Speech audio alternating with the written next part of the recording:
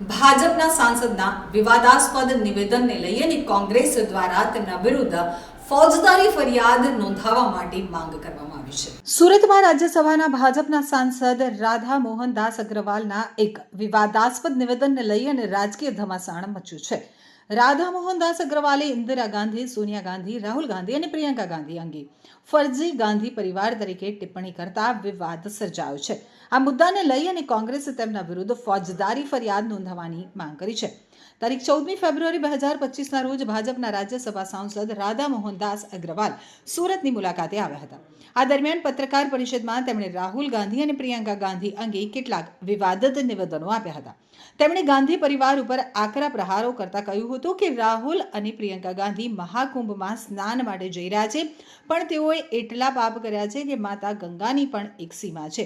તેઓ ગંગા અને યમુનામાં પાપ ધોઈને મહાકુંભમાંથી પાછા આવશે, પણ ફરી પાછા આવીને પાપ કરશે। તેમની આદત જ પાપ કરવાની છે।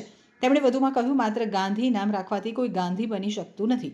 હું આ પરિવારને ફરજી ગાંધી પરિવાર કહેવા માંગુ છું। આ નિવેદન બાદ કોંગ્રેસે આક્ષેપ કર્યો છે કે સાંસદે ઇન્દિરા ગાંધી, સોનિયા ગાંધી, રાહુલ ગાંધી, પ્રિયંકા ગાંધીની જાહેરમાં બદનક્ષી કરી છે। આ મામલે શહેર કોંગ્રેસના પ્રવક્તા કલ્પેશ બારોટે સુરત પોલીસ કમિશનર સમક્ષ ફરિયાદ નોંધાવી છે। તેમણે આક્ષેપ કર્યો છે કે રાધા મોહનદાસ અગ્રવાલે કોંગ્રેસ નેતાઓની જાહેર બદનક્ષી કરી છે અને હિન્દુ ધર્મની આસ્થાની પણ મજાક ઉડાવી છે। કોંગ્રેસે માંગણી કરી છે કે ભાજપ સાંસદ સામે आईपीसी BNS 2023 मुजब फौजदारी कार्यवाही करनी चाहिए। दो बातें आपने कही, एक तो विपक्ष उठा रहा है, मुझे इसमें कोई परेशानी नहीं, इसी का नाम लोकतंत्र है। विपक्ष को सत्ता पक्ष पर लगातार नजर रखनी चाहिए और कमियां न हो तो कमियां खोज खोज के भी आक्रमण करना चाहिए। इससे सत्ता दल कहते ना, निंदक नियरे राखिए पावन कुटी छवाए, तो वो निंदा करते रहे, हमारे अंदर कोई कमियां होंगी तो हम उन कमियों को ठीक भी करते रहेंगे। बाकी रही राहुल गांधी और इंदिरा गांधी की, तो मुझे नहीं लगता है कि अब इस सवाल का कोई जवाब रह गया है। और जो भी है, मैं तो इन सारे परिवारों को फर्जी गांधी परिवार कहता हूँ। गांधी का नाम रख लेने से तो कोई गांधी हो नहीं जाता। आप चाहें तो मैं इस पर विस्तार से बता सकता हूँ, और मुझसे कहवा के क्या करिएगा आप सब खुद जानते हैं। उन्होंने गांधी का नाम कहाँ से अडॉप्ट कर लिया। गांधी का नाम अडॉप्ट करने से कोई गांधी तो बन नहीं जाता है।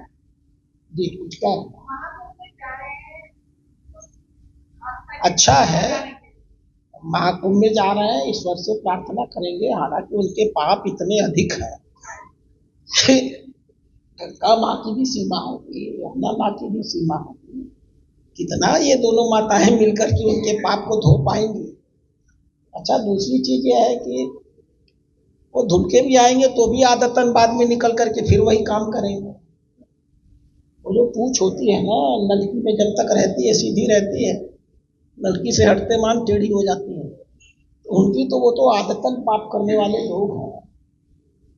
अगर इस उद्देश्य से जा रहे हैं कि पाप धुल जाएंगे, न करें परीक्षा तो ज्यादा अच्छा। अपना परिचय। कल्पेश बारोट, प्रवक्ता सुरत शहर जिला कांग्रेस समिति। 14 तारीखे भाजपा सांसद डॉक्टर राधामोहन अग्रवाल सूरत खाते होटल गेटवे में एक पत्रकार परिषद करी थी।